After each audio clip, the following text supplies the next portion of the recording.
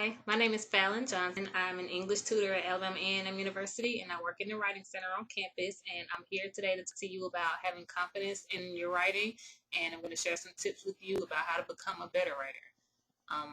I think that confidence is key when it comes to writing because it's one of the key elements that makes you a better writer.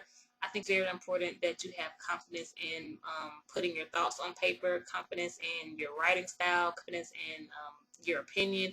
I think that plays a big role in how your paper comes out. It's very important that you are comfortable putting your thoughts on paper, even if you feel like they're not that good or the best.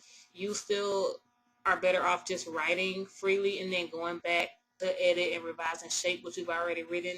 I also think that it's very important to be confident in your writing style. Everybody has a different writing style.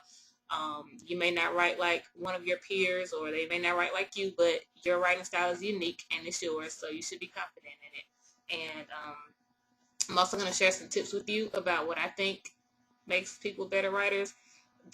These tips have always worked for me, and I think that they're some of the most important things to keep in mind when you're writing a paper. And the very first one is don't procrastinate.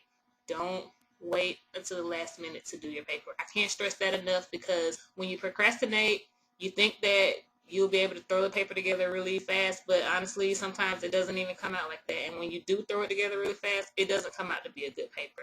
When you wait to the last minute, you don't have time to go back and edit. You don't have time to go back and revise or to ask for help or anything. You're stuck writing the paper in a very short amount of time, and it always shows when a paper is thrown together last minute. So I would please don't procrastinate.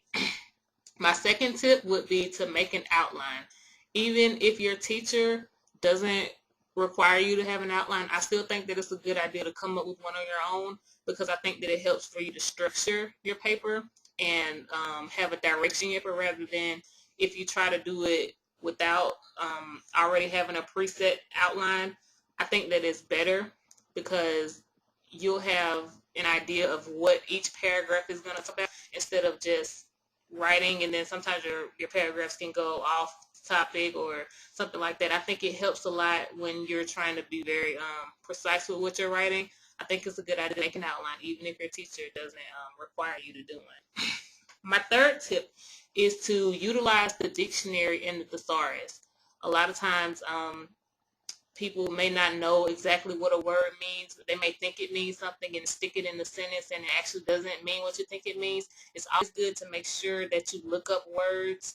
That's how you discover new words. That's how you discover different words to use. Same thing with the thesaurus. You can find a word that means similar to a word you've already used because you don't want to use the same word over and over again in your paper. You want to show some variety, so a good thing to do would be to look up synonyms in a thesaurus and find some different words to use so that your paper can have variety. Another tip that I think is good is to stay in contact with your teachers. Go to your teachers on their office hours and ask them what your strengths and weaknesses are. I think that teachers are some of the best people to talk to about where you improve in your writing. Most teachers don't mind if you come to them on their office hours and ask them. You may find out that your weakness is paragraph development and your strength is grammar. That way you'll kind of have an idea of what you need to work on to do to improve in your writing style. And I think that talking to your teacher is a good thing to do. Also, if you don't understand something, make sure that you get an understanding from your teacher. They don't mind helping you in their office time. And my very last tip is do not plagiarize. I don't recommend plagiarizing at all. It's the worst thing that you can do. If you don't know what to put in your paper, brainstorm, use resources, ask somebody, anything other than plagiarizing. It's very, very wrong. And you're not gonna get an A on the paper. You're always gonna get caught. It's not a good idea at all. If you do use something from the internet or somewhere else, make sure to use proper citation. Don't just stick it in your paper and think that no one will notice because I promise that you will get caught. These are my tips. I hope this helped you guys, and see you guys later.